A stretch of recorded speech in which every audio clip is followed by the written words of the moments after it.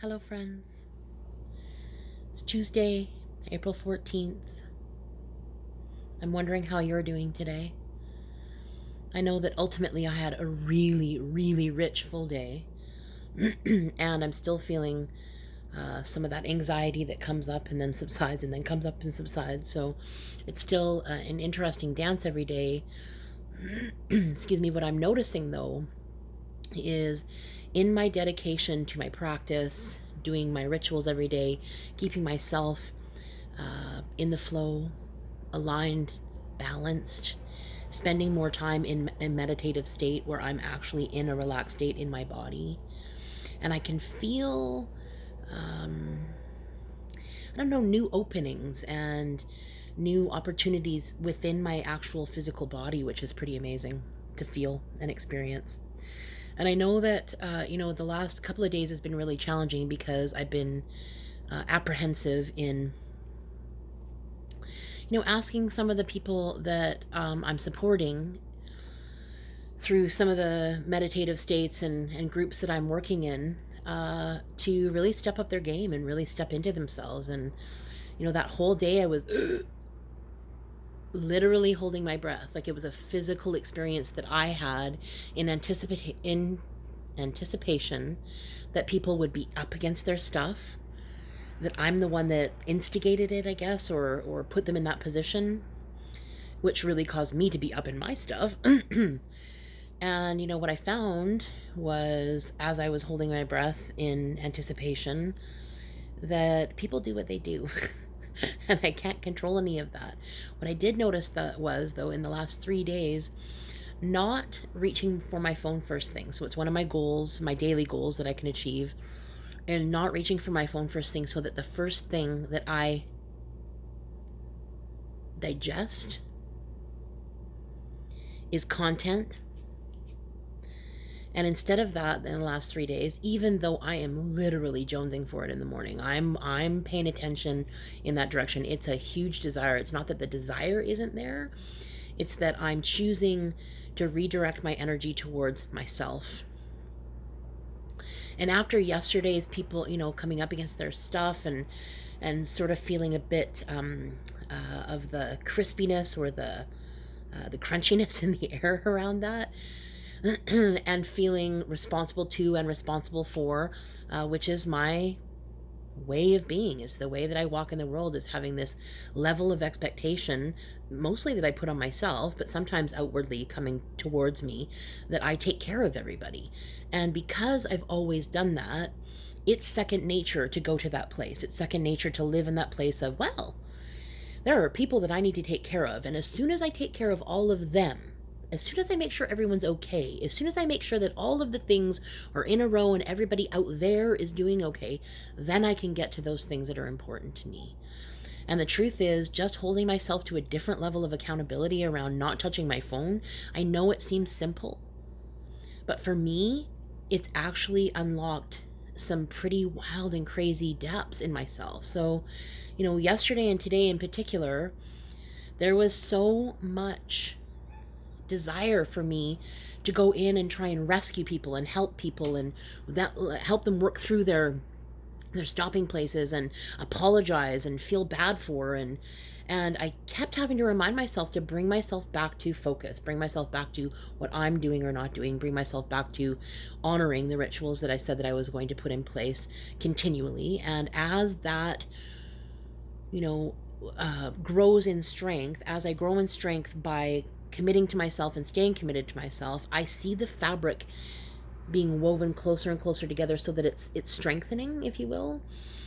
And what I noticed yesterday and today in particular was that by the time I was finished all of the stuff that I intended to do, the stuff that I had said that I was going to do myself, journaling, gratitude, pulling cards, meditating, doing the tasks and exercises that are required in my meditation, plus any of the other homework that I had sort of remaining from the day before.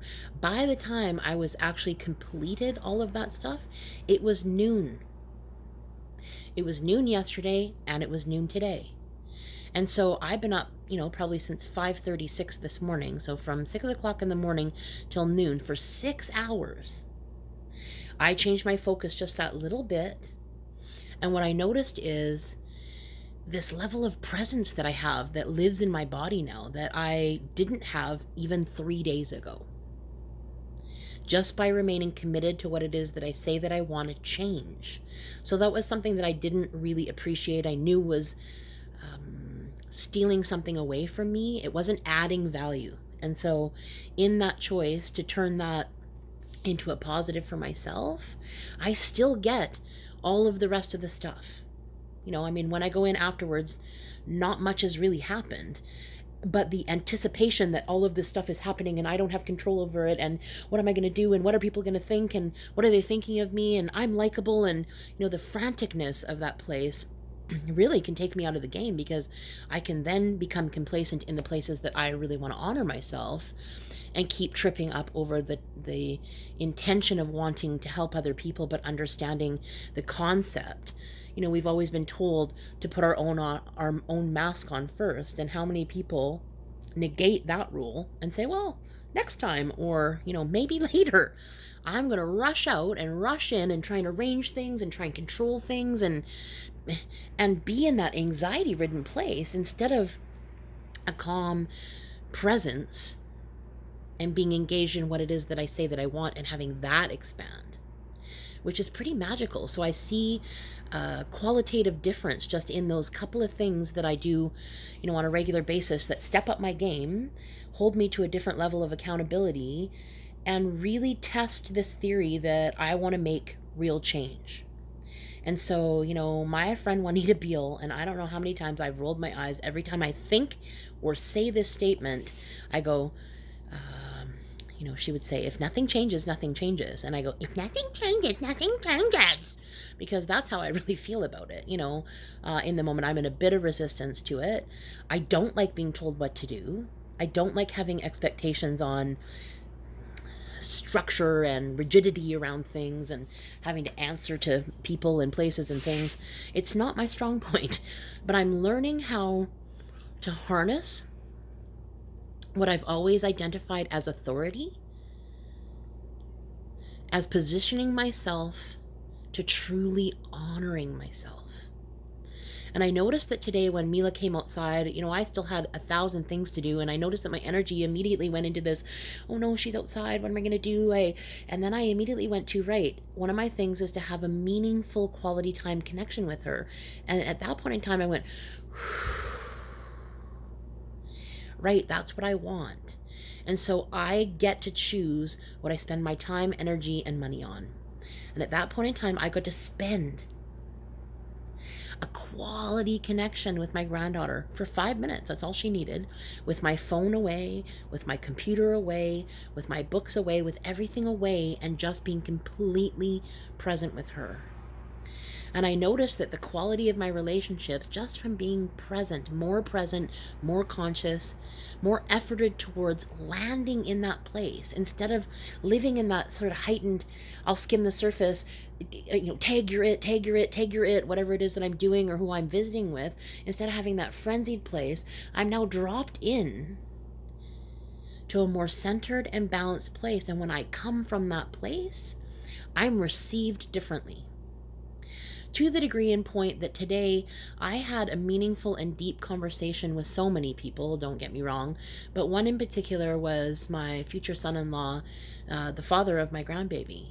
We lived together, and I would consider him, I have total respect for him, but I would consider him a bit of a stranger to me. Like, we don't necessarily interact on a regular basis unless it's about Mila. And today we shared this really intimate, connected conversation that allowed me to see a little bit more of him and allowed him to see a little bit more of me. And when I really evaluate what it is that I want rich, deep, meaningful connections in my relationships. And so today I got to practice that. And that's all we're ever doing in life, is practicing the now. Being present in the now. And until I felt the experience on a level that I never have before today, I didn't really understand what that meant. But now that I've experienced it and it's something that I can actually experience within my body, it's something that I can say is qualitatively different in actually taking the time to hug my child and not just go pat, pat, pat in passing. To really land. You know, Riley and I had a conversation that was 15 minutes long where we never broke eye contact today. It was rich. It was pretty awesome. And I'm really excited if these kind of results have come in a very short amount of time. With my level of dedication and accountability right now, I'm looking forward to what's next. And so on that note, after I made my video last night, I knew that I was going to have a health coaching meeting this morning at 10 and starting a 90-day commitment to my health.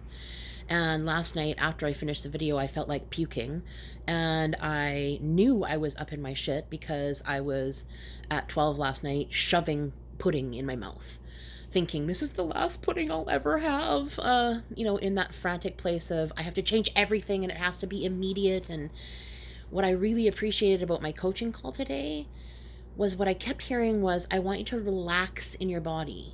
And because I've been relaxing in my meditation and learning what relaxed even feels like in my body, it's foreign. I rarely go there, particularly in the last 20 years. I haven't spent a lot of time there. So it's foreign and new, but I'm reveling in this place of, well, that feels better. That feels good. Making sure that I have enough water intake and, framing that. So I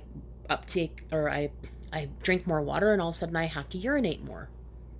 Kind of understandable, it's logical, but I found myself really being resentful that I had to pee more often.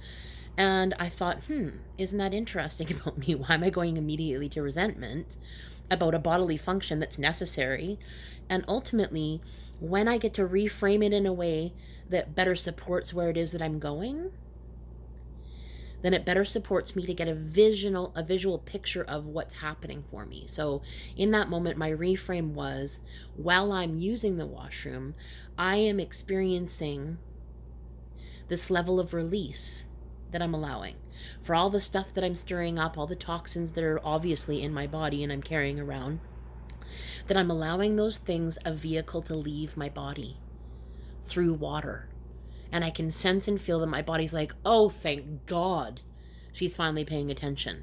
And it's like hungry for more and more and more. And I get that this is going to be a long journey. And what I got out of that coaching call this morning was one tiny baby step at a time. Take one bite at a time. Take today and evaluate it. Get clear about what it is that I'm doing and why I'm doing it. And really get in tune with what's really going on. Instead of being in that, oh my God, I'm never going to eat again. I'll never have a French fry.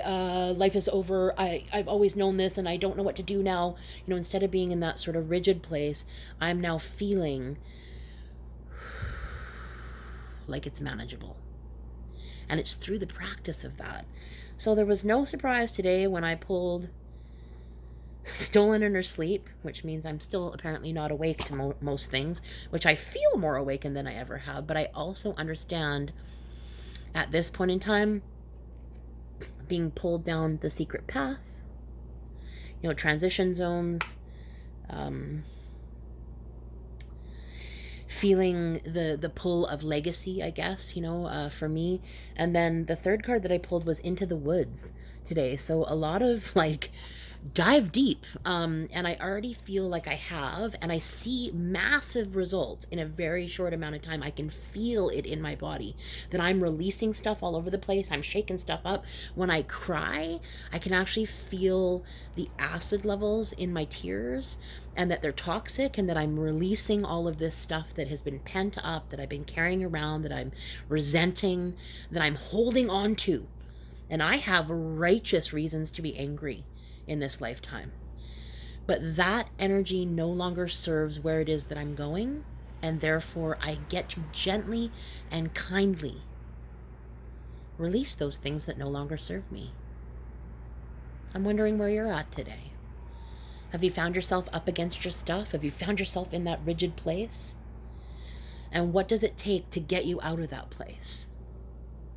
I know for me, the routine and the structure, although I fight it, at all costs, that ultimately I thrive within agreeing, making the agreement to myself and for myself to actually participate in the confines, if you will, or the structure that's available without battling it because it feels authoritative, and actually stepping further into understanding that within that structure that I get to thrive, that my answers will come, and that days like today where I enrich my experience through having presented moments with my loved ones, what greater gift that they get more of all of me in that moment instead of this fleeting tag, you're it.